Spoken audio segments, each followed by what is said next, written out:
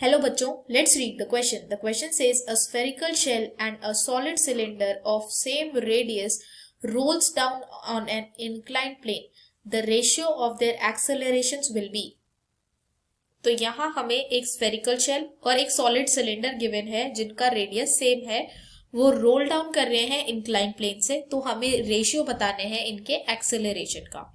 तो इसके लिए जो की कॉन्सेप्ट हम यूज करेंगे वो यूज करेंगे that acceleration for pure rolling is g sin theta by 1 plus i by m r square. g acceleration due to gravity है, i मोमेंट ऑफ इनर्शिया है, m मास है इन बॉडीज का और r radius है in bodies का। तो अगर हम ये कैलकुलेट करें तो इसके लिए सबसे पहले हमें मोमेंट ऑफ इनर्शिया देखना होगा। तो अगर स्फेरिकल शेल के लिए हम देख रहे हैं तो मोमेंट ऑफ इनर्शिया होगा 2/3 mr स्क्वायर। और अगर हम मोमेंट ऑफ इनर्शिया देखें सॉलिड सिलेंडर के लिए तो सॉलिड सिलेंडर का अगर हम क्रॉस सेक्शनल एरिया देखें तो it is made up of multiple discs.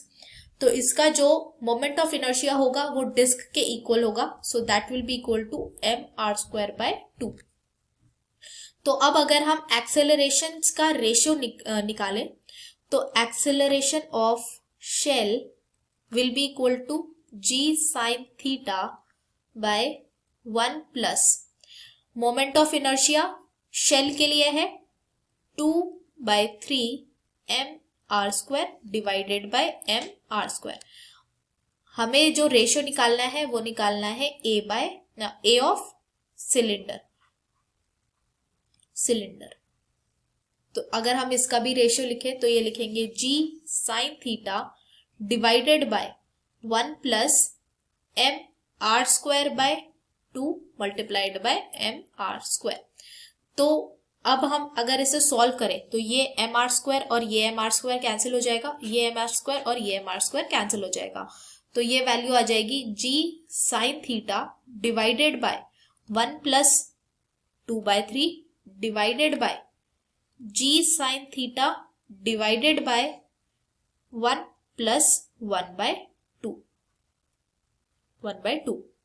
तो अब अगर हम ये पूरी वैल्यू को रिजॉल्व करें तो acceleration of shell by acceleration of cylinder जो ये वैल्यू आएगी वो आ जाएगी हमारी 9/10। तो जो रेशियो आया हमारा वो आया 9:10 का।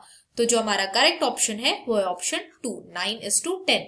I hope you understood this well. Thank you so much, all the best.